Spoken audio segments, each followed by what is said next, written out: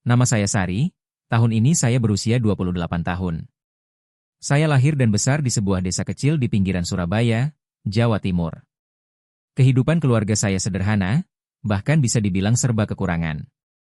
Ayah saya hanya seorang buruh tani dengan penghasilan tidak menentu, sementara ibu saya membuka warung kecil di depan rumah untuk menambah penghasilan. Sejak kecil, saya sudah terbiasa hidup dengan kesederhanaan, beras digado dengan sayur bening, baju sekolah turun-temurun dari kakak sepupu, dan sepeda ontel tua yang menjadi teman perjalanan setiap hari. Namun di balik semua itu, ada sebuah keinginan besar yang tumbuh di hati saya. Saya ingin keluar dari lingkaran kemiskinan, ingin merasakan kehidupan yang lebih baik, seperti yang sering saya lihat di sinetron-sinetron televisi. Ketika teman-teman saya sudah menikah muda dan menetap di kampung, saya justru memutuskan untuk merantau. Bagi saya, Surabaya hanya bisa memberi sedikit harapan. Maka, dengan tekad yang bulat, saya memutuskan untuk pergi ke Jakarta, kota yang katanya tidak pernah tidur dan penuh dengan peluang. Perjalanan pertama kali ke Jakarta masih terpatri jelas dalam ingatan saya. Kereta api ekonomi yang sesak, suara pedagang asongan yang tak henti-henti menawarkan dagangan, dan rasa cemas bercampur harapan dalam hati. Saya menggenggam erat tas kain berisi beberapa helai baju dan dokumen lamaran kerja. Dalam hati saya berulang kali berdoa, "Ya Tuhan, semoga langkah ini membawa perubahan." Beberapa minggu pertama di Jakarta tidaklah mudah. Saya sempat tinggal menumpang di rumah kos seorang teman SMP yang sudah lebih dulu merantau. Saya melamar ke banyak perusahaan, tapi selalu ditolak karena latar belakang pendidikan saya hanya lulusan SMA. Namun, saya tidak menyerah.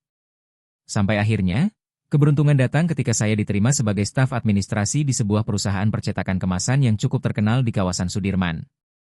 Di sanalah, untuk pertama kalinya, saya bertemu dengan pria yang kemudian mengubah seluruh jalan hidup saya, Adi Pratama.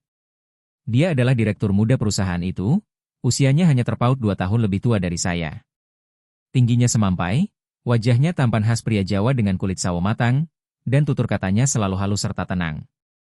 Dari penampilannya saja sudah bisa ditebak bahwa ia berasal dari keluarga terpandang. Pertemuan pertama kami terjadi di ruang rapat. Saat itu saya hanya seorang karyawan baru yang bertugas menyiapkan dokumen.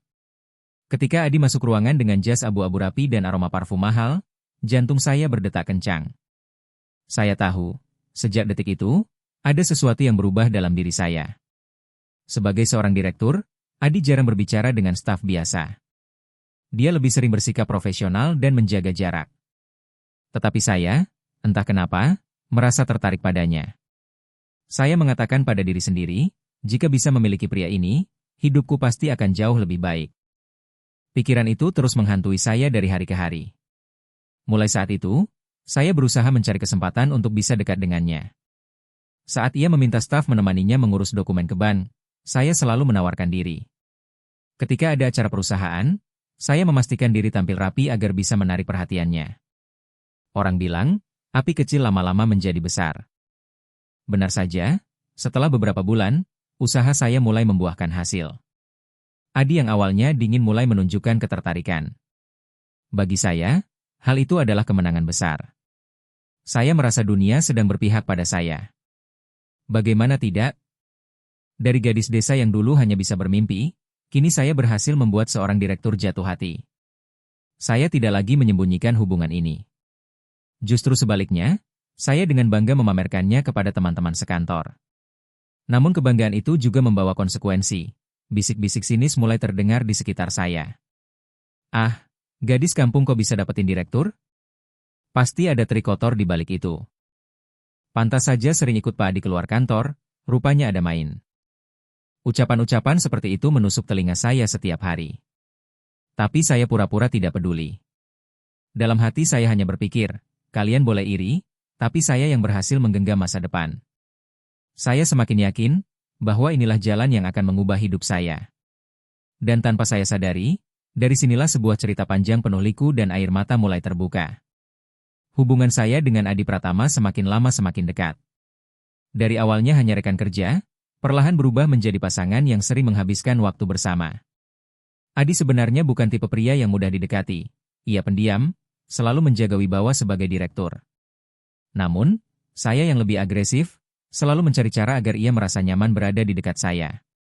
Setiap kali ada tugas keluar kantor, saya sengaja ikut serta. Saya sering membuat alasan untuk bisa duduk di sebelahnya ketika rapat. Awalnya Adi hanya menanggapinya dengan senyum sopan, tetapi lama-kelamaan, ia mulai melunak. Suatu sore, setelah pulang dari pertemuan dengan klien, ia mengajak saya makan malam di sebuah restoran di kawasan Senayan.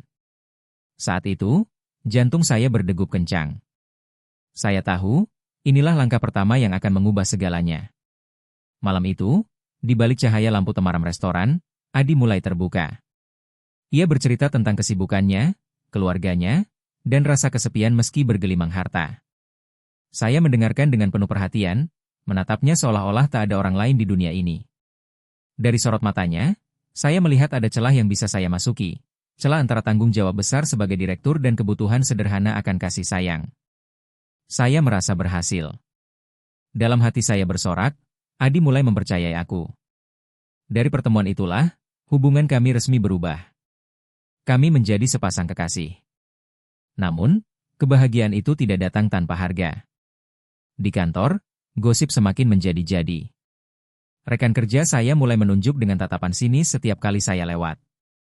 Ada yang terang-terangan berbisik, dasar gadis kampung, pakai cara apa sampai bisa bikin direktur jatuh cinta? Ada pula yang menuduh saya memanfaatkan wajah manis untuk memanjat status sosial. Awalnya, ucapan-ucapan itu membuat saya marah. Tapi saya segera sadar, tidak ada gunanya melawan.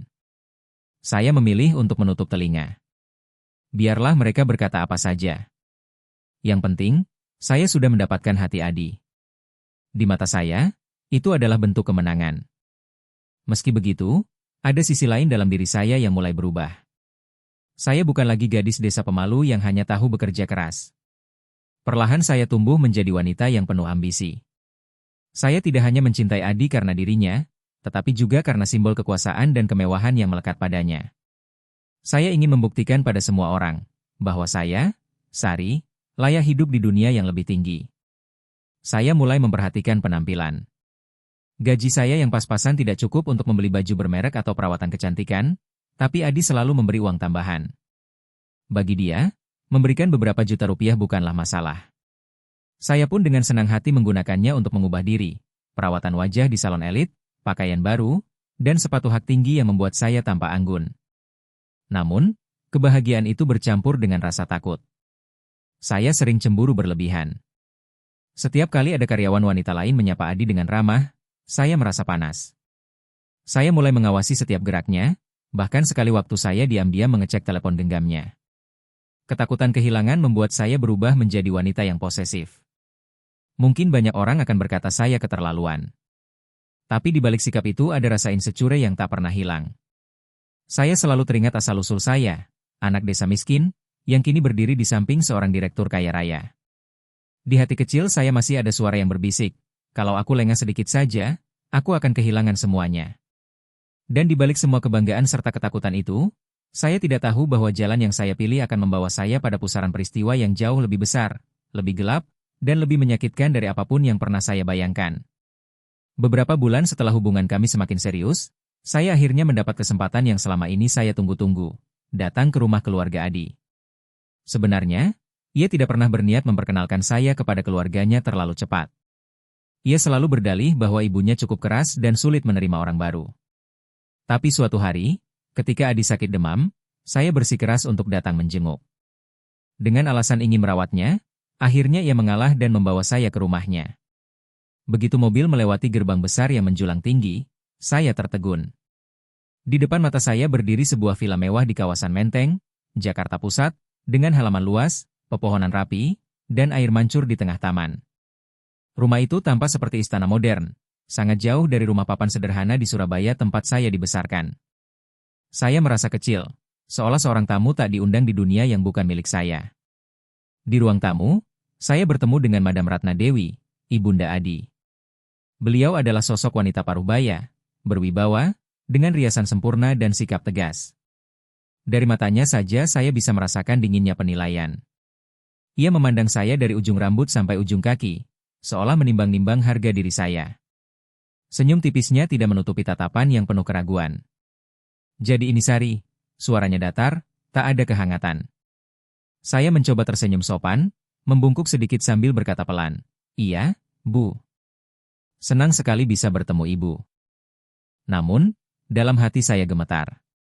Saya tahu, sejak detik itu, saya sedang diuji. Tak lama kemudian, muncullah sosok Bagus, kakak laki-laki Adi. Usianya sekitar awal 30-an, wajahnya tampan dengan rahang tegas, namun gerak-geriknya aneh. Saya segera tahu dari cerita Adi, bahwa Bagus pernah mengalami kecelakaan mobil bertahun-tahun lalu, yang membuat ingatannya tidak stabil. Kadang ia bisa berbicara normal, tapi seringkali sikapnya seperti anak kecil. Saat pertama kali melihat saya, Bagus tersenyum lebar, mendekat sambil menggenggam tangan saya erat-erat. "Halo, Mbak Sari, cantik sekali," katanya dengan suara riang, seperti anak kecil yang menemukan mainan baru. Saya terkejut, berusaha menarik tangan saya, tetapi genggamannya kuat. Adi buru-buru menegur, "Bagus, jangan begitu. Ini teman Adi." Bagus hanya tertawa kecil lalu duduk kembali, matanya tetap menatap saya penuh ketertarikan. Perasaan saya campur aduk. Di satu sisi, saya merasa tidak nyaman dengan sikap Bagus yang terlalu akrab. Tapi di sisi lain, ada naluri dalam diri saya yang berkata, jika aku bisa mengambil hati Bagus, mungkin ibunya juga akan lebih mudah menerima aku. Maka saya mencoba tersenyum, berbicara lembut padanya, bahkan menuruti ajakannya untuk bermain kartu di meja ruang tamu. Namun, di balik semua usaha saya, tatapan Madam Ratna tidak pernah berubah. Tatapan itu tetap dingin, penuh penolakan. Saya bisa merasakan jelas bahwa beliau menganggap saya tidak pantas berada di rumah ini. Dan yang lebih membingungkan, sikapnya terhadap dua putranya sangat berbeda. Adi, anak bungsu yang sukses, justru sering ia abaikan. Ucapannya singkat, dingin, seolah prestasi dan kedudukan Adi tidak ada artinya. Sebaliknya, kepada Bagus, meski jelas tidak stabil, Madam Ratna memperlakukannya dengan penuh kasih sayang, bahkan memanjakan seperti anak emas. Saya heran, mengapa seorang ibu lebih membela anak yang sakit dibanding anak yang sehat dan berhasil? Pertanyaan itu terus menghantui saya malam itu. Saya baru sadar, keluarga ini menyimpan rahasia yang lebih besar dari sekadar perbedaan status sosial. Dan tanpa saya sadari, masuknya saya ke dalam rumah itu hanyalah awal dari badai panjang yang akan mengubah hidup saya selamanya. Sejak resmi menjadi kekasih Adi, hidup saya benar-benar berubah. Saya yang dulu hanya gadis desa dengan pakaian sederhana, kini mulai terbiasa memakai gaun rapi, tas bermerek, dan sepatu hak tinggi. Semua itu tentu bukan dari uang saya sendiri. Adi selalu memberi uang lebih, katanya untuk memenuhi kebutuhan saya. Baginya, memberi beberapa puluh juta rupiah bukanlah masalah besar. Saya pun larut dalam gaya hidup baru itu. Setiap akhir pekan, saya pergi ke salon kecantikan di kawasan Kemang, melakukan perawatan wajah, cat kuku, bahkan pijat relaksasi.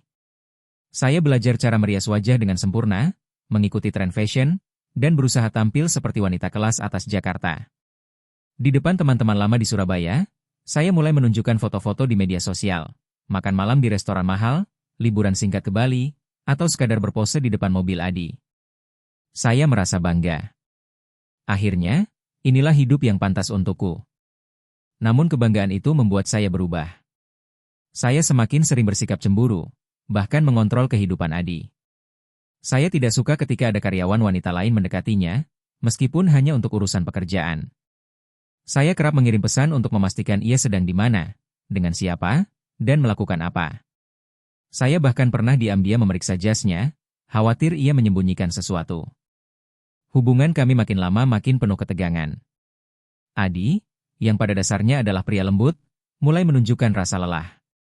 Tapi setiap kali ia mencoba menjaga jarak, saya semakin mendekat. Saya tidak bisa kehilangan dia. Saya tahu, seluruh masa depan saya bergantung pada keberadaan Adi dalam hidup saya. Suatu malam, saya memutuskan mengambil langkah berani. Saya menyerahkan diri sepenuhnya kepadanya, meski kami belum menikah. Awalnya Adi menolak, ia bilang, "Sari, ini belum waktunya. Kita harus menunggu." Tetapi saya terus mendesak, dengan alasan ingin membuktikan kesungguhan cinta kami. Akhirnya, ia pun menyerah. Dan dari malam itulah, hubungan kami semakin dalam. 6 bulan kemudian, saya mendapati diri saya hamil 3 bulan. Saat melihat hasil tes kehamilan di kamar kos, tangan saya bergetar. Perasaan bahagia bercampur dengan rasa takut. Saya tahu, ini akan menjadi titik balik yang menentukan. Ketika saya memberitahu Adi, wajahnya pucat. Ia terdiam cukup lama sebelum akhirnya berkata, Baiklah, kalau begitu aku harus membawa kamu ke rumah. Ibu harus tahu. Saya bisa merasakan nada suaranya bukan hanya tanggung jawab, tapi juga keterpaksaan. Hari itu, untuk pertama kalinya saya benar-benar merasa langkah saya tidak bisa ditarik kembali. Perut saya yang mulai membesar adalah bukti nyata, dan saya yakin, mau tidak mau, keluarga Adi harus menerima saya. Namun, di balik keyakinan itu, ada perasaan ngeri yang tidak bisa saya hilangkan. Saya teringat tatapan dingin Madam Ratna saat pertama kali bertemu. Saya bisa membayangkan wajahnya ketika mengetahui saya hamil sebelum menikah. Bagaimana reaksi beliau? Akankah ia menolak? Atau justru memaksa saya pergi? Saya hanya bisa berdoa dalam hati. Semoga kehadiran anak dalam kandungan saya bisa melunakkan hati Madam Ratna. Tapi jauh di lubuk hati, saya merasa, bukan kebahagiaan yang menanti, melainkan awal dari sebuah ujian besar yang akan menguji keberanian, cinta, dan keserakahan saya. Keesokan paginya setelah Adi memberitahu ibunya bahwa saya hamil, Madam Ratna langsung meminta saya menemaninya ke rumah sakit. Besok pagi kita pergi ke RS Bunda Jakarta. Saya ingin tahu kandunganmu seperti apa, katanya singkat dengan nada tegas. Tidak ada ucapan selamat, tidak ada senyum. Hanya tatapan tajam yang membuat saya merasa kecil. Saya duduk di kursi tunggu rumah sakit dengan tangan dingin dan keringat mengalir di punggung. Ketika dokter selesai melakukan USG, ia tersenyum ramah dan berkata, "Selamat, Bu Sari. Bayinya perempuan, sehat sekali." Kata-kata itu seharusnya membuat seorang calon ibu bahagia. Tapi bagi saya, bagaikan petir yang menyambar di siang bolong. Saya tahu betul, Madam Ratna sangat menginginkan cucu laki-laki untuk meneruskan garis keturunan keluarga. Jika ia tahu saya mengandung bayi perempuan, bisa jadi seluruh masa depan saya akan runtuh seketika. Dengan wajah pucat, saya keluar ruangan. Ponsel saya berdering, nama Madam Ratna muncul di layar. Saya menjawab dengan suara bergetar, "Ibu, hasilnya, laki-laki, Bu." Saya berbohong. Di seberang, suara dinginnya hanya berkata, "Baik," lalu sambungan terputus. Saya menatap kosong keluar jendela mobil dalam perjalanan pulang. Kebohongan itu bagaikan batu besar yang saya ikat di leher sendiri. Tapi saya tidak peduli. Yang penting, saya harus tetap masuk ke dalam keluarga ini. Setelah anak lahir, saya bisa berdalih dokter salah membaca hasil. Yang penting, posisi saya sebagai istri Saadi harus diamankan terlebih dahulu. Tak lama kemudian, pernikahan kami digelar di sebuah hotel mewah di kawasan Tamrin. Gaun putih panjang yang saya kenakan begitu indah, lampu kristal berkilauan, dan ratusan tamu hadir. Namun di balik gemerlap pesta, saya merasakan kepedihan yang tak bisa ditutupi. Keluarga saya dari Surabaya hanya mendapat jatah 30 undangan. Sementara keluarga Adi mengundang ratusan tamu, pebisnis, pejabat, dan tokoh terkenal. Saya sempat memohon pada Adi agar lebih banyak keluarga saya yang bisa hadir, tetapi ia hanya menjawab dengan pelan, "Ibu bilang tidak usah banyak." Katanya, "Kalau terlalu ramai, nanti terlihat tidak seimbang." Kata-kata itu seperti pisau yang menusuk hati saya. Seakan-akan keluarga saya dipandang rendah hanya karena berasal dari desa miskin. Di pesta itu, saya tersenyum di depan para tamu, menerima ucapan selamat, dan berpose untuk foto. Tetapi di dalam hati, ada rasa pahit yang sulit dijelaskan. Saya merasa, bahkan di hari yang seharusnya menjadi momen terindah dalam hidup, saya tetap dianggap orang luar. Malam pengantin pun berlalu dengan dingin. Tidak ada perasaan hangat seperti yang saya bayangkan. Yang ada hanya kewajiban formalitas, seolah-olah saya menikahi sebuah keluarga besar lebih daripada menikahi Adi sendiri. Saya mencoba menenangkan diri dengan berpikir bahwa semua ini hanyalah awal. Setelah anakku lahir, semuanya akan berubah. Aku akan benar-benar diterima. Tetapi tanpa saya sadari, apa yang menanti di depan bukanlah penerimaan, melainkan penjara yang lebih sempit dari yang pernah saya bayangkan.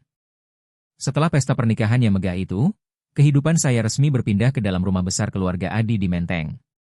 Dari luar, villa itu terlihat seperti simbol kemewahan, tetapi begitu saya menetap di dalamnya, saya sadar, tembok-tembok megah itu justru menjadi jeruji besi yang mengekang kebebasan saya.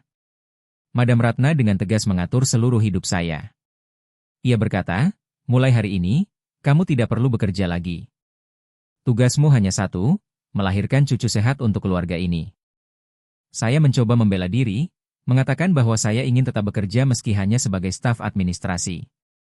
Tetapi jawabannya selalu sama, tatapan tajam dan ucapan yang merendahkan. Perempuan dari desa seperti kamu tidak usah banyak bicara. Di keluarga ini, tidak ada menantu yang membantah ibu mertua. Hari-hari saya dijalani dengan aturan ketat. Jam makan, menu makanan, bahkan waktu istirahat sudah diatur. Saya tidak bebas memilih apa yang ingin saya makan. Suatu kali, ketika saya sedang ngidam ingin minum es cendol dan gorengan, saya memohon pada Adi agar membelikannya. Ia ragu, tetapi akhirnya setuju. Namun sialnya, pesanan itu sampai ke rumah justru saat Madam Ratna sedang ada di ruang tamu. Beliau memergoki saya sedang memegang gelas es cendol, dan dengan suara keras ia membentak, "Kamu mau mencelakai anakku dengan makanan jalanan seperti ini?" Saya kaget, gelas itu terlepas dari tangan dan pecah di lantai. Tidak berhenti di situ, beliau langsung menelpon ibu saya di Surabaya, memarahinya, menyalahkan cara didikan keluarga kami. Saya hanya bisa menangis, menahan perasaan malu dan terhina. Dalam rumah yang luas dan mewah itu, saya merasa seperti seorang tahanan. Setiap langkah saya selalu diawasi. Bahkan ketika saya ingin keluar rumah sekadar berjalan-jalan, Madam Ratna melarang. Perempuan hamil tidak boleh keluyuran. Nanti pamornya turun. Kata-kata itu membuat saya merasa semakin terkurung. Satu-satunya hal yang membuat saya sedikit lega adalah keberadaan Bagus, kakak Adi. Meski pikirannya tidak stabil, ia sering mendekati saya dengan keramahan polos. Kadang ia membawa permen coklat, kadang mengajak saya bermain kartu. Anehnya, setiap kali saya bersama Bagus, Madam Ratna menjadi lebih tenang, seolah yakin bahwa saya akan baik-baik saja jika ditemani olehnya. Lama-kelamaan, saya mulai menyadari hal itu bisa saya manfaatkan. Jika saya ingin keluar sebentar, saya akan mengajak Bagus. Jika saya ingin membeli sesuatu tanpa sepengetahuan Madam Ratna, saya akan meminta Bagus yang membelikan. Dengan cara itu, saya mendapatkan sedikit ruang bernapas di dalam rumah yang terasa mencekik itu. Namun di balik semua kenyamanan sesaat, ada perasaan aneh yang muncul. Bagus, dengan sikapnya yang kadang lugu seperti anak kecil, mulai memperlihatkan perhatian yang berbeda pada saya. Tatapannya tidak lagi sekadar ramah. Ada sesuatu di dalam sorot matanya, campuran antara ketulusan dan rasa ingin memiliki, yang membuat saya merasa was-was.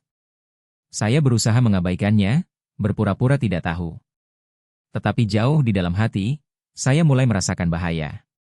Saya seperti sedang berjalan di atas jembatan rapuh, yang sewaktu-waktu bisa runtuh dan menjebloskan saya ke jurang yang dalam. Suatu sore, ketika seluruh penghuni rumah sedang sibuk dengan urusan masing-masing, Bagus tiba-tiba memanggil saya ke kamarnya. "Mbak Sari, ayo ikut. Aku mau tunjukkan sesuatu," katanya dengan nada penuh rahasia, seperti anak kecil yang hendak membocorkan kejutan. Awalnya saya ragu. Tapi rasa penasaran membuat saya mengikuti langkahnya. Kamar Bagus terletak di lantai 2, penuh dengan mainan, komik, dan barang-barang yang membuatnya tampak lebih seperti kamar remaja daripada pria dewasa. Ia membuka lemari kayu besar di sudut ruangan, lalu menarik keluar sebuah kotak besar. Ketika kotak itu dibuka, mata saya membelalak. Di dalamnya, tertata rapi tumpukan uang tunai. Ratusan lembar Rp100.000, diikat dengan karet gelang, memenuhi kotak hingga penuh. Jumlahnya pasti ratusan juta, mungkin lebih dari 1 miliar rupiah. Saya ternganga, jantung saya berdetak kencang. "Ini semua uangku," kata Bagus dengan polos, senyumnya lebar. "Ibu kasih aku, tapi aku nggak pakai. Aku simpan aja. Sekarang aku kasih semua buat kamu." Ia mendorong kotak itu ke arah saya, seakan benar-benar ingin memberikannya. Saya terpaku, tangan saya gemetar. Di satu sisi, rasa takut menyelimuti. Bagaimana jika ada yang tahu saya menerima uang ini? Tapi di sisi lain, rasa tamak tiba-tiba muncul. Uang sebanyak itu bisa mengubah hidup saya dan keluarga saya di Surabaya. Namun sebelum saya sempat berkata apa-apa, Bagus mendekat. Ia menggenggam tangan saya erat-erat, menatap dengan mata berbinar, lalu berbisik dengan suara aneh, "Mbak Sari, ayo mandi bareng sama aku, ya? Aku mau mandi sama kamu." Darah saya terasa berhenti mengalir. Kata-kata itu membuat saya membeku di tempat. Saya baru benar-benar sadar, bagi Bagus, saya bukan sekadar adik ipar. Ada sesuatu yang lebih dari sekadar rasa sayang. Ada keinginan, ada hasrat, meski keluar dari mulutnya dengan polos, seperti ucapan anak kecil. Saya menarik tangannya pelan, berusaha tenang meski hati saya bergejolak. "Bagus, itu nggak boleh." Aku kan istrinya Adi, kata saya lirih. Tapi Bagus menggeleng keras, wajahnya memerah. Aku suka sama kamu, aku sayang sama kamu. Kalau kamu nggak mau, aku sedih banget. Saya panik. Bagus tampak seperti anak kecil yang tantrum. Air matanya mulai mengalir, dan ia duduk di lantai sambil terisak. Dalam situasi itu, saya merasa terjebak. Kalau saya menolak dengan keras, ia bisa marah dan membuat keributan yang akan diketahui Madam Ratna. Tapi jika saya menuruti, saya akan melangkah ke jalan yang berbahaya. Di dalam kepala saya, dua suara saling bertarung. Suara hati kecil yang berkata ini salah, jangan lakukan. Dan suara lain yang membisikkan kalau kamu pandai memanfaatkan Bagus, kamu akan semakin aman di rumah ini, bahkan semua uangnya bisa jadi milikmu. Akhirnya, dengan napas berat, saya memilih jalan tengah. Saya menenangkan Bagus, mengusap bahunya seperti menenangkan anak kecil. Baiklah, tapi kamu harus janji nurut sama aku. Kalau kamu nakal, aku nggak mau main sama kamu lagi, kata saya. Bagus langsung mengangguk penuh semangat, matanya berbinar lagi seperti anak kecil mendapat hadiah. Sejak hari itu, saya tahu saya telah melangkah ke jalan yang salah. Saya mulai memanfaatkan perasaan Bagus. Uang-uangnya saya pakai, bahkan sebagian saya kirim diam-diam ke Surabaya untuk membantu orang tua membangun rumah. Saya sadar saya sedang bermain api. Tapi rasa aman dan kekuasaan yang saya dapatkan membuat saya semakin berani. Saya tidak tahu, keputusan hari itu adalah kesalahan terbesar dalam hidup saya, kesalahan yang akan menyeret saya ke jurang yang lebih dalam dari apapun yang pernah saya bayangkan. Hari-hari setelah itu berubah drastis. Bagus benar-benar menepati janjinya, ia menempatkan saya di atas segalanya. Setiap kali saya menginginkan sesuatu, ia langsung berlari melakukannya. Saya ingin makan martabak manis tengah malam. Bagus keluar rumah, membeli dan membawakannya dengan wajah sumringah. Saya ingin membeli gaun baru. Ia dengan polos mengambil segepok uang dari lemari, menjejalkannya ke tangan saya sambil berkata, ambil saja, Mbak Sari, untuk kamu. Perlahan, hidup saya di dalam rumah besar itu menjadi lebih mudah. Madam Ratna yang biasanya ketat, justru melunak setiap kali saya pergi bersama Bagus. Baginya, asalkan saya ditemani oleh putra sulungnya, ia merasa tenang. Ia menganggap Bagus terlalu polos untuk disalahgunakan, sehingga ia percaya penuh. Padahal, justru disitulah saya menemukan celah untuk bernapas. Setiap kali saya merasa tertekan oleh sikap dingin Madam Ratna, Bagus hadir sebagai pelindung. Ketika ia melihat saya ditegur, ia langsung berdiri di samping saya, menatap ibunya dengan ekspresi marah. Meski kekanak-kanakan, sikap itu membuat saya merasa ada yang membela. Untuk pertama kalinya sejak menikah, saya tidak sepenuhnya sendirian di rumah itu. Namun, di balik kenyamanan yang saya rasakan, ada beban berat yang makin lama makin sulit saya pikul. Bagus tidak hanya ingin memberikan uang atau perhatian. Ia mulai menuntut lebih. Hampir setiap hari, ia mendekati saya dengan permintaan yang sama, dengan nada memohon seperti anak kecil. Mbak Sari, peluk aku ya. Aku kangen. Mbak Sari, kita tidur bareng aja, aku janji nggak nakal. Awalnya saya berusaha menolak dengan halus, mengatakan bahwa saya sedang hamil dan butuh istirahat. Tapi Bagus tidak pernah berhenti mencoba. Ada saat-saat ketika rumah sepi, Madam Ratna dan Adi keluar, ia akan mengetuk pintu kamar saya sambil berbisik lirih. Mbak, aku boleh masuk nggak? Aku takut sendirian. Semakin hari, saya semakin tertekan. Perut saya kian membesar, tubuh saya mudah lelah, sementara Bagus tak pernah puas dengan kedekatan biasa. Ia menganggap saya benar-benar miliknya. Saya mulai menyadari bahwa ikatan ini bukan lagi sekadar permainan untuk mendapatkan perlindungan atau uang. Saya sedang berjalan di jalan berbahaya, dan saya tidak tahu bagaimana cara berhenti. Setiap kali saya melihat wajah polos Bagus yang tersenyum ketika berhasil membuat saya senang, hati saya teriris. Ada bagian kecil dari diri saya yang merasa kasihan padanya, karena ia sebenarnya tidak sepenuhnya memahami apa yang ia lakukan. Tapi di sisi lain, saya juga merasa bersalah pada Adi, suami saya yang sebenarnya, meski hubungan kami semakin dingin. Saya mulai kehilangan kendali.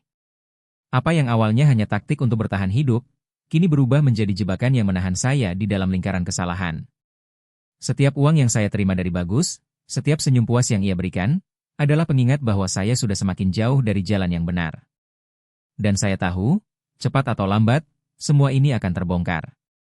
Tetapi saya terlalu larut, terlalu nyaman, dan terlalu takut kehilangan semua yang sudah saya genggam. Bulan-bulan kehamilan saya berjalan lambat dan penuh kegelisahan. Akhirnya, pada suatu malam di awal musim hujan, saya melahirkan seorang bayi perempuan mungil di RS Bunda Jakarta.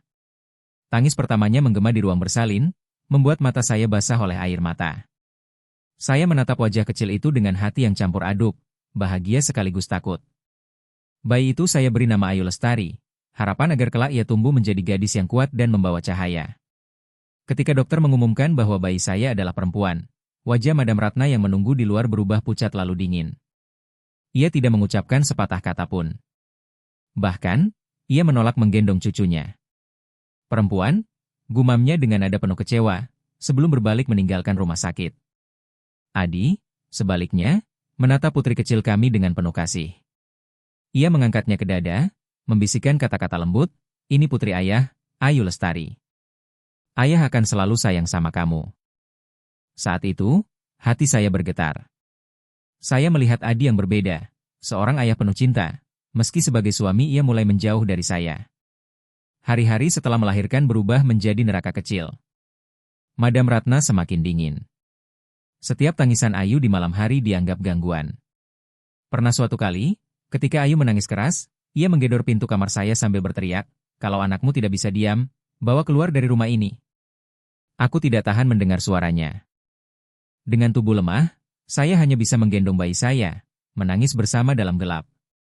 Adi mulai sering pulang larut malam, bahkan kadang tidak pulang sama sekali. Ia beralasan sibuk di kantor, tapi saya tahu, ada jarak yang makin hari makin lebar di antara kami. Saya tidak lagi menjadi istri yang ia banggakan, melainkan beban yang harus ia tanggung. Di tengah kesepian itu, Bagus justru semakin dekat dengan saya dan Ayu. Ia sering datang ke kamar membawa coklat atau mainan untuk bayi saya, meski jelas Ayu masih terlalu kecil untuk mengerti. "Ini untuk anak kita," katanya polos, membuat dada saya sesak. Ia menganggap Ayu juga anaknya, bukan hanya anak saya dengan Adi. Yang lebih mengejutkan, Bagus mulai menunjukkan sikap melindungi saya secara terbuka. Setiap kali Madam Ratna membentak saya, ia akan berdiri di depan saya dengan wajah marah. "Jangan galas sama Mbak Sari," katanya lantang. Kadang ia bahkan menantang ibunya sendiri, membuat suasana rumah semakin panas. Di sisi lain, saya tidak bisa menolak kehadirannya. Ada kalanya, ketika saya merasa putus asa, pelukan polos Bagus terasa seperti satu-satunya tempat bersandar. Saya benci mengakui, tetapi kehadirannya memberi saya rasa aman yang tidak saya dapatkan dari suami saya sendiri. Namun, semakin saya mengandalkan Bagus, semakin saya sadar bahwa saya sedang menjerumuskan diri sendiri. Saya bukan hanya istri yang gagal, tetapi juga wanita yang terperangkap dalam hubungan terlarang. Dan hubungan itu semakin sulit untuk dihentikan. Di mata dunia, saya adalah istri seorang direktur muda yang sukses. Tetapi di balik pintu villa megah itu, saya hanyalah seorang wanita yang terbelenggu oleh rahasia gelap, rahasia yang sewaktu-waktu bisa menghancurkan segalanya. Hari-hari semakin tegang. Hubungan saya dengan Bagus tidak lagi tersembunyi rapi. Meskipun saya berusaha menjaga jarak di depan orang lain, sikap Bagus yang terlalu terbuka mulai mengundang tanda tanya. Ia sering menempel pada saya di ruang tamu, menggendong Ayu sambil berkata lantang, "Ini anak kita." Ucapan polos yang membuat wajah saya seketika pucat. Para pekerja rumah tangga mulai berbisik-bisik. Sopir keluarga, Pak Budi, beberapa kali menatap saya dengan pandangan aneh. Saya tahu, sesuatu yang seharusnya menjadi rahasia kini perlahan merembes keluar. Puncaknya terjadi ketika Madam Ratna semakin curiga. Ia memperhatikan bahwa setiap kali saya dimarahi, Bagus selalu membela saya habis-habisan. Ia juga mulai mencurigai mengapa saya dan Bagus sering keluar rumah bersama. Suatu malam, saya mendengar percakapannya dengan seorang tamu dekat keluarga. "Anak itu, Sari, ada sesuatu yang tidak beres. Aku harus tahu apa yang dia lakukan dengan Bagus." Beberapa hari kemudian, kecurigaan itu berubah menjadi tindakan nyata. Tanpa sepengetahuan saya, Madam Ratna menyewa seorang detektif swasta. Tugasnya sederhana, mengawasi setiap gerak-gerik saya dan Bagus. Hari yang menentukan itu datang ketika rumah sedang sepi.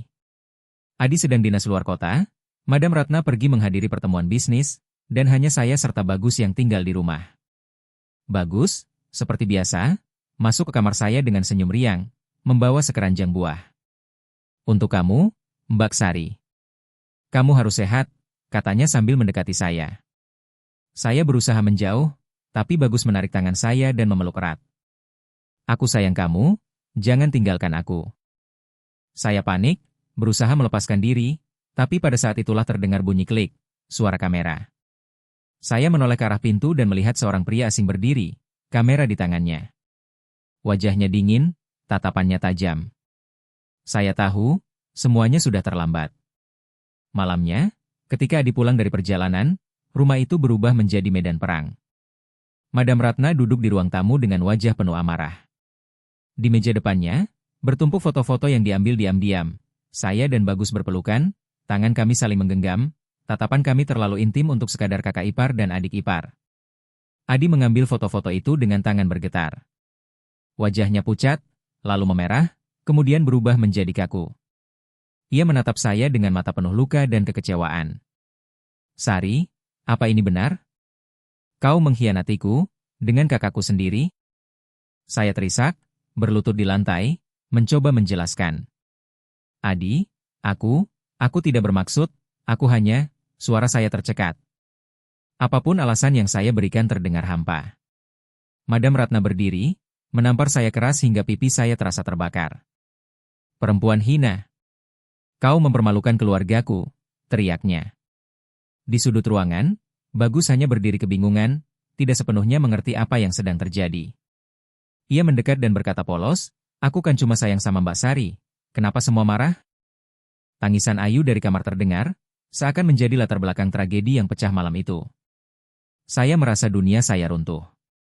Segala yang saya pertahankan dengan kebohongan kini terbongkar habis. Dan saya tahu, setelah malam itu, hidup saya tidak akan pernah sama lagi. Suasana ruang tamu malam itu begitu tegang. Foto-foto berserakan di lantai, wajah Adi pucat lalu berubah merah pada menahan amarah. Tangannya bergetar saat menunjuk ke arah saya. Sari, jawab aku. Apa semua ini benar? Kau tega mengkhianati aku, dengan kakakku sendiri. Suaranya parau, seperti pria yang baru saja kehilangan segalanya. Saya berlutut, air mata jatuh bercucuran. Adi, aku tidak bermaksud, aku hanya terlalu kesepian, aku merasa sendirian di rumah ini. Maafkan aku, Adi, suara saya lirih, tapi saya tahu, kata-kata itu sama sekali tidak cukup untuk menghapus luka di hatinya. Madam Ratna tidak menunggu lebih lama. Ia berdiri, menampar saya sekali lagi dengan keras. Perempuan hina. Kau mempermalukan keluarga ini di depan orang banyak. Bagaimana aku harus menegakkan kehormatan keluarga jika punya menantu seperti kamu? Saya menunduk, tubuh saya gemetar, sementara Bagus berdiri di dekat pintu dengan ekspresi bingung. Ia menatap ibunya, lalu menatap saya, kemudian berkata dengan polos, aku kan sayang sama Mbak Sari. Kenapa semua marah? Aku cuma mau jaga dia. Perkataan itu membuat suasana semakin kacau. Adi menutup wajahnya dengan kedua tangan, lalu menjatuhkan diri di sofa.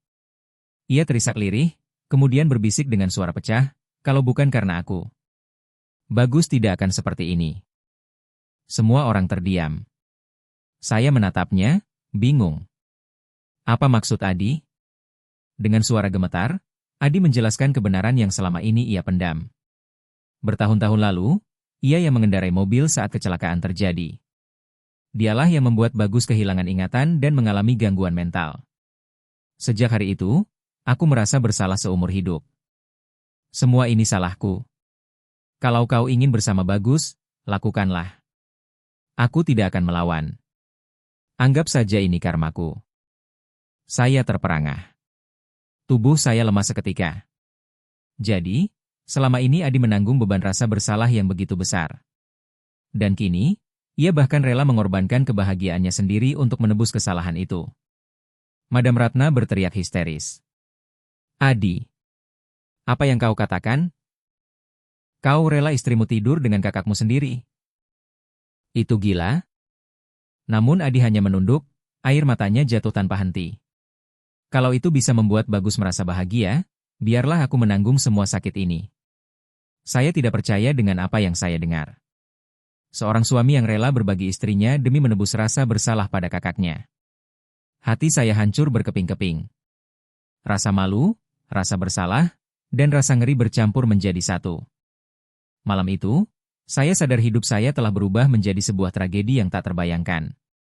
Saya tidak lagi hanya terjebak dalam cinta terlarang, tetapi juga dalam lingkaran dosa dan pengorbanan yang semakin dalam. Sejak malam itu, rumah besar di Menteng berubah menjadi tempat yang mencekik. Tidak ada lagi percakapan hangat, hanya keheningan yang dipenuhi amarah dan kecurigaan. Adi semakin jarang pulang, ia memilih menginap di kantor dengan alasan pekerjaan menumpuk. Saya tahu, sebenarnya ia ingin menjauh dari saya. Madam Ratna semakin membenci saya. Setiap kali mendengar tangisan Ayu di malam hari, ia menggedor pintu kamar saya sambil berteriak, "Bawa bayi itu keluar." Aku tidak tahan mendengarnya. Pernah suatu kali, ia benar-benar menyeret saya bersama bayi yang masih merah keluar rumah, meninggalkan kami di teras dalam dinginnya malam Jakarta. Saya hanya bisa menangis sambil memeluk Ayu erat-erat, berdoa agar Adi segera pulang. Namun Adi tidak kunjung datang. Justru Bagus yang muncul dari kegelapan. Ia meraih selimut, menutupi tubuh saya dan Ayu, lalu duduk di samping saya sambil bergumam, "Jangan takut, Mbak Sari. Aku di sini." Kata-katanya sederhana, tapi di saat itu, hanya kehadirannya yang membuat saya tidak merasa sepenuhnya sendirian. Hari demi hari, Bagus semakin melekat pada saya. Ia sering mengetuk pintu kamar tengah malam, meminta duduk di samping tempat tidur saya, bahkan kadang memohon agar bisa tidur di lantai kamar saya karena katanya takut gelap. "Aku janji nggak ganggu, Mbak. Aku cuma mau dekat," katanya dengan wajah polos. Awalnya saya menolak, tapi lama-lama saya menyerah. Saya terlalu lelah untuk terus melawan. Kehadirannya memberi rasa aman sekaligus rasa bersalah yang makin dalam. Hingga suatu sore, tragedi itu terjadi. Saya dan Bagus bertengkar kecil di halaman belakang. Ia memaksa ingin ikut saya ke pasar, tapi saya menolak karena takut dilihat tetangga. Bagus berteriak, "Kenapa kamu gak mau sama aku? Aku kan sayang kamu." Saya mencoba menenangkannya, tapi ia berlari keluar rumah, menyeberang jalan dengan tergesa. Tiba-tiba, suara klakson keras membelah udara. Saya menoleh, dan pemandangan mengerikan itu terjadi begitu cepat. Sebuah mobil melaju kencang menghantam tubuh Bagus. Tubuhnya terpental dan jatuh di aspal, darah mengalir di pelipisnya. Saya berteriak histeris, "Bagus!" Orang-orang berlarian, sopir keluarga panik menelpon ambulans. Saya terduduk di tepi jalan, memeluk tubuhnya yang penuh darah. Bagus menatap saya dengan mata sayu, bibirnya bergetar, "Mbak Sari, jangan tinggalin aku." Lalu matanya terpejam. Di perjalanan menuju rumah sakit, saya gemetar tanpa henti. Air mata saya jatuh deras, pikiran saya kacau. Saya takut kehilangan Bagus, meski hubungan kami salah. Saya tahu, jika ia benar-benar pergi, hidup saya akan runtuh sekali lagi. Di ruang operasi, dokter dan perawat bekerja keras menyelamatkannya. Saya berdiri di luar pintu, tangan menutupi mulut agar tidak berteriak. Lalu Adi datang, wajahnya panik. Ia melihat saya menangis, dan untuk pertama kalinya setelah sekian lama, ia meletakkan tangannya di bahu saya. "Kalau terjadi apa-apa sama Bagus, aku nggak tahu harus bagaimana." Suaranya pecah, penuh rasa bersalah. Saya menatapnya, mata kami bertemu. Dan saat itu, saya sadar, bukan hanya saya yang terjebak dalam lingkaran tragedi ini. Adi juga korban, sama rapuhnya, sama tersiksanya. Malam itu terasa seperti malam terpanjang dalam hidup saya. Pintu ruang operasi tertutup rapat, suara langkah perawat dan bunyi alat medis terdengar sayup dari balik pintu. Saya berdiri lemas di lorong rumah sakit, tangan saya gemetar, mata saya sembab karena terlalu banyak menangis. Setelah berjam-jam menunggu, akhirnya seorang dokter keluar dengan wajah serius. "Operasi berhasil. Pasien selamat," katanya. Saya menghela napas panjang, tubuh saya hampir roboh jika tidak ditopang oleh dinding. Namun kata-kata berikutnya membuat saya tercekat, tapi ada sesuatu yang tidak biasa. Sepertinya benturan keras di kepala memicu pemulihan sebagian jaringan otak yang sebelumnya terganggu. Kondisi mental pasien bisa berubah. Saya tidak sepenuhnya mengerti maksudnya, sampai akhirnya saya melihat sendiri saat Bagus membuka mata beberapa hari kemudian. Tatapan kosong yang biasanya melekat di wajahnya kini hilang. Mata itu tajam, penuh kesadaran. Ia memandang sekeliling, lalu menatap saya lama sekali. "Sari," suaranya berat, berbeda dari biasanya. "Aku ingat semuanya." Saya terpaku. "Apa maksudmu, Bagus?" tanya saya dengan suara bergetar. Ia menarik napas dalam-dalam. Kecelakaan dulu, malam itu aku ingat. Adi yang mengemudi. Dan, semua yang terjadi antara kita, aku ingat. Setiap sentuhan, setiap kata, tidak ada yang hilang dari kepalaku. Tubuh saya langsung dingin. Rasanya seperti ada petir menyambar tepat di dada saya. Selama ini, saya bisa bersembunyi di balik kepolosan Bagus. Saya menenangkan diri dengan pikiran bahwa ia tidak benar-benar paham apa yang kami lakukan. Tapi sekarang, semua itu runtuh. Bagus bukan lagi pria dengan jiwa anak kecil. Ia telah kembali menjadi lelaki dewasa yang sadar sepenuhnya. Namun yang membuat saya semakin goyah adalah kalimat berikutnya. Bagus menatap saya lurus, matanya lembut tapi penuh keyakinan. Aku masih mencintaimu, Sari. Bukan karena aku bingung, tapi karena aku sungguh-sungguh. Kau boleh benci aku, tapi aku tidak akan pernah menyangkal perasaan ini. Saya terdiam, air mata jatuh tanpa bisa ditahan. Bukan karena bahagia, melainkan karena takut. Kini, rahasia yang selama ini saya pikir bisa terkubur bersama kepolosan Bagus, justru hidup kembali dengan lebih berbahaya. Ia tahu semuanya. Dan lebih buruk lagi, ia tetap mencintai saya. Hari-hari berikutnya menjadi penyiksaan batin. Bagus mulai berbicara normal, bahkan ikut berdiskusi dengan Adi tentang urusan keluarga. Madam Ratna bahagia bukan main, merasa seperti mendapatkan kembali putra sulungnya yang hilang. Sementara saya, setiap kali menatap Bagus, dada saya sesak. Ia sering melempar pandangan penuh arti, seolah mengingatkan saya bahwa ada rahasia gelap yang hanya kami berdua ketahui.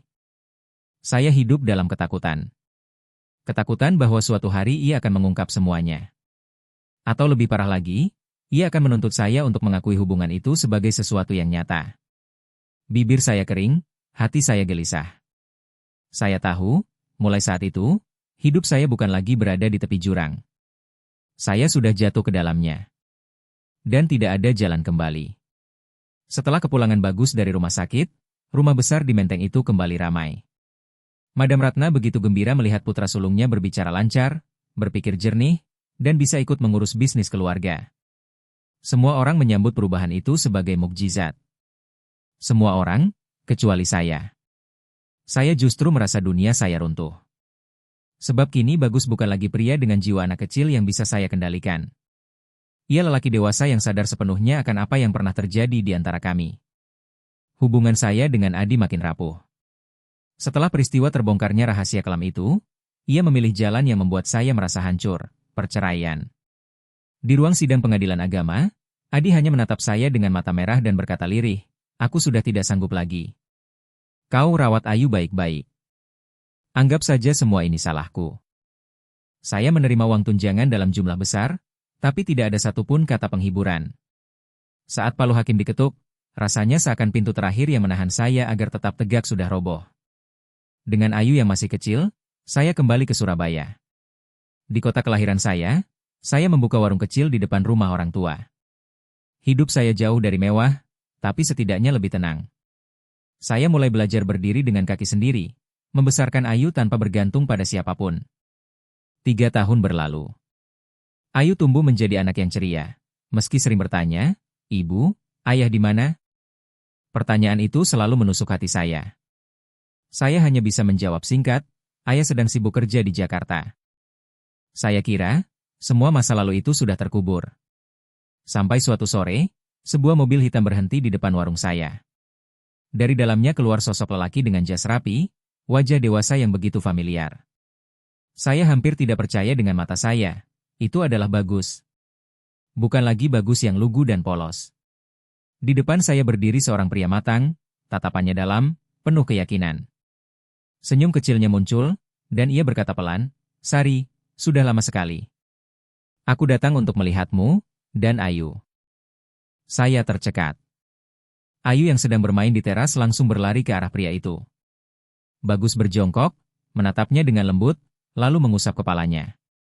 "Kamu mirip sekali dengan ibumu," katanya. Ayu tersenyum polos, tidak tahu bahwa laki-laki di depannya adalah bagian dari rahasia gelap yang membayangi hidup saya. Malam itu, Bagus duduk di ruang tamu rumah orang tua saya. Ia menatap saya dengan serius, lalu berkata, "Sari, aku tidak pernah melupakanmu.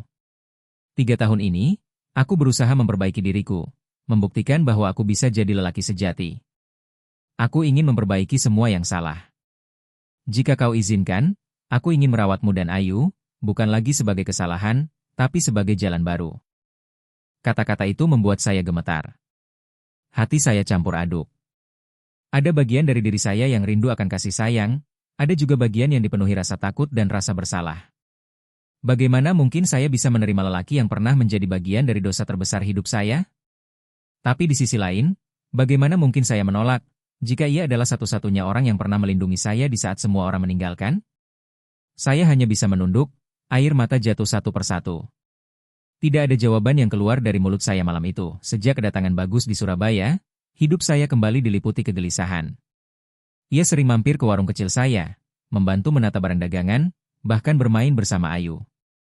Anak saya dengan cepat akrab dengannya.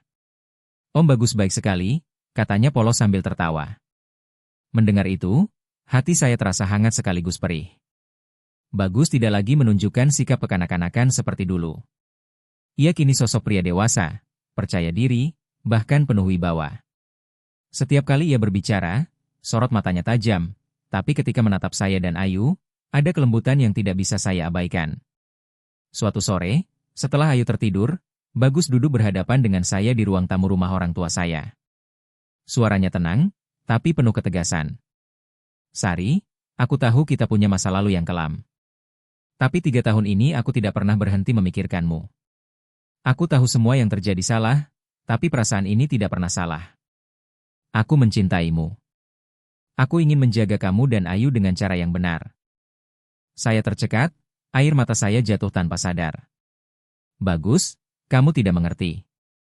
Semua orang akan menghakimi kita. Mereka tidak akan pernah menerima hubungan ini. Bahkan aku sendiri, aku masih dihantui rasa bersalah setiap malam." Bagus meraih tangan saya, menggenggamnya erat. "Biar orang berkata apa saja. Aku tidak peduli. Yang penting, aku ingin kau dan Ayu bahagia. Biarkan aku menjadi orang yang memperbaiki semua luka itu. Aku tidak ingin lari lagi dari kenyataan." Kata-katanya menusuk hati saya. Di satu sisi, ada perasaan rindu yang lama terpendam. Rindu akan kasih sayang, rindu akan seseorang yang selalu ada untuk saya. Tapi di sisi lain, ada rasa takut yang begitu besar. Bagaimana jika masa lalu kami terbongkar? Bagaimana jika Ayu tumbuh besar dan tahu kebenaran kelam tentang ibunya? Malam itu saya tidak bisa tidur.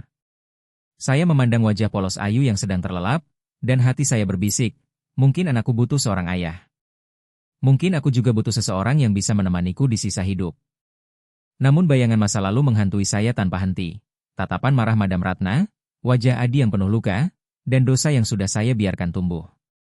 Saya berada di persimpangan yang paling sulit dalam hidup. Apakah saya harus menerima Bagus dan memulai lagi, meski dengan risiko dihantui bayang-bayang masa lalu selamanya? Atau saya harus menutup pintu ini, meski berarti saya menolak satu-satunya kesempatan untuk merasakan cinta sejati? Air mata terus mengalir. Saya tahu, jawaban apapun yang akan saya pilih, hidup saya dan Ayu tidak akan pernah sama lagi. Hari-hari berikutnya terasa berat. Kehadiran Bagus di Surabaya bagaikan bayangan masa lalu yang kembali menuntut jawaban. Ia sering datang, membawa mainan untuk Ayu, membantu saya menata warung, bahkan mengantar saya ke pasar.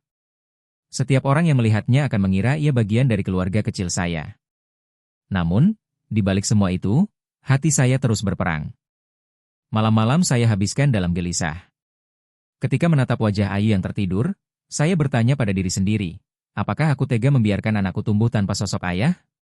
Tetapi ketika ingatan akan dosa masa lalu muncul, malam-malam terlarang dengan Bagus, saya diliputi rasa ngeri. Bagaimana jika suatu hari kebenaran itu terungkap? Suatu malam, Bagus berbicara dengan suara mantap. "Sari, aku tidak datang untuk membuka luka lama. Aku datang karena aku mencintaimu. Aku ingin kau dan Ayu hidup tenang. Aku tidak peduli apa kata orang, aku siap menghadapi semuanya. Yang aku butuhkan hanya satu, jawaban darimu." Saya terdiam. Kata-kata itu terasa berat, seolah menekan dada saya. Saya menunduk, air mata jatuh menetes ke lantai. "Bagus, aku tidak tahu apakah aku bisa. Luka itu masih ada. Aku takut, bukan hanya pada orang lain, tapi pada diriku sendiri. Bagus menggenggam tangan saya erat, tatapannya penuh harap. Kita bisa mulai dari awal, Sari. Biarkan aku menebus semuanya. Biarkan aku menjadi bagian dari hidupmu, secara benar kali ini. Saya menoleh ke arah Ayu yang tidur pulas di kamar. Wajah polosnya seakan menunggu keputusan besar dari saya. Hati saya bergetar. Ada rasa ingin menerima, tapi juga rasa ingin lari sejauh mungkin. Malam itu, saya tidak memberikan jawaban. Saya hanya berkata pelan, biarkan waktu yang menjawab, bagus. Aku butuh waktu. Dan sejak malam itu, hidup saya berubah menjadi tanda tanya besar. Apakah saya akan berani membuka hati untuk pria yang pernah menyeret saya ke jurang dosa, tetapi juga satu-satunya yang selalu ada untuk saya? Ataukah saya harus menutup pintu rapat-rapat, meski itu berarti saya menolak kesempatan terakhir untuk merasakan kebahagiaan? Cerita ini tidak berakhir dengan kepastian. Karena pada akhirnya, hidup seringkali hanya memberi kita pilihan sulit, dan setiap pilihan selalu memiliki harga yang harus dibayar.